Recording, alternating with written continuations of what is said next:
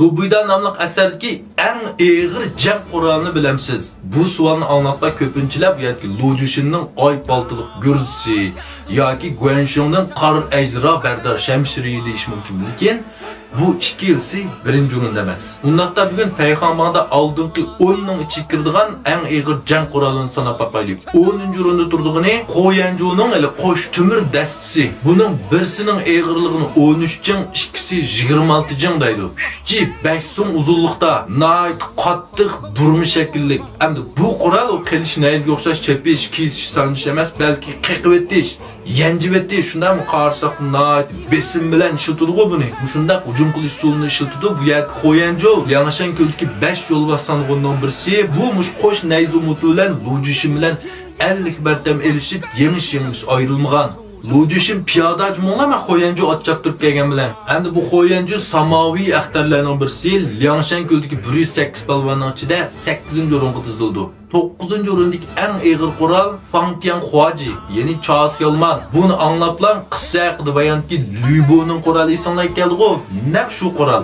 Endi bu Chas Yalman shu vaqtning o'zida bir xil ilg'or qurolda yasilishi ham nayzi sanjiydigan, ham chaqqili kaskili bo'lgan, dastnayt uzun, hujum qilishnayt qolaylik, yaxshi bir qurol ekan. Endi Subuyda nomli asarda bu Chas Yalman ishlatgan samg'ullardan 4 var.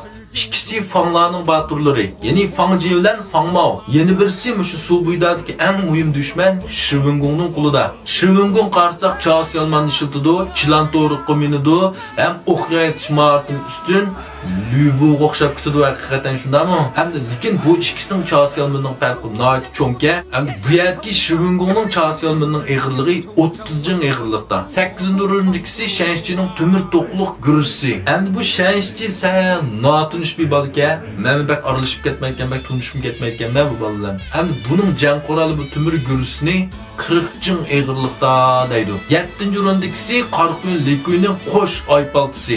Likuylar hammamiz yaxshi tunishimiz, o'zim xil baland mard bola bu. Qarsak Likuyning o'zimi nihoyat kuchtungur, batur, qor kuch bilan jang qildi, paltus bilan bir chepishlik haqning kallasidan juda qildi, ya badani ishqi parcha qilyotdi. Albatta buning bu baturligi, kuchtungurligi va buning paltusi margiz yenlik emas-da, shundami? Ham tasvirlarga asoslanganda bu Likuyning 10 qo'ldagi paltusi 23 jang, so'l qo'ldagisi 22 jang. Yeni iki paltının ağırlığı 45 jang ağırlıkta. 6-o'rindagisi Gojo'nun qo'ldagi zanjirlik cho'ng qora shamshar. Buni ilk Tianhua Husanyanning başı tegmakchi o'g'a irvag'o shu ishlatgan. Bu shamshar nihoyat og'ir, intayin o'tkir. Odatdagi qurollar bu shamsharning zarbasiga bardosh qilolmaydi. Odatdagi kaltak to'qmoq emas, odatdagi temir nayzlini ya kesib o'tadi, ya igib o'tadi. Bisi nihoyat o'tkir. Endi lekin biz ko'rgan televiziya teatrida buning qahramonlik baturligi Liangshan kul tarafdan besib o'tilgachga ancha cho'ng ifodalanmagan. Bu shamsharning og'irligi 50 jang og'irlikda. Bu shamsharni ishlatish uchun nihoyat kuchtungurliklar emas, menga o'xshash, ham nihoyat chabdas, qaltis, mahorat kerak. Ismlar bo'lsin Subuyda nomli asardagi baturlar, kuchtungurlar, qahramonlar yolg'iz Liangshan kulda emas.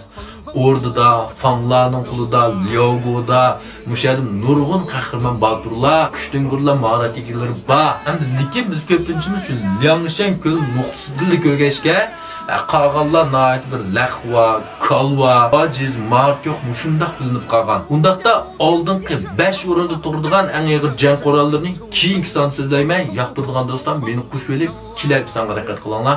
Rahmat.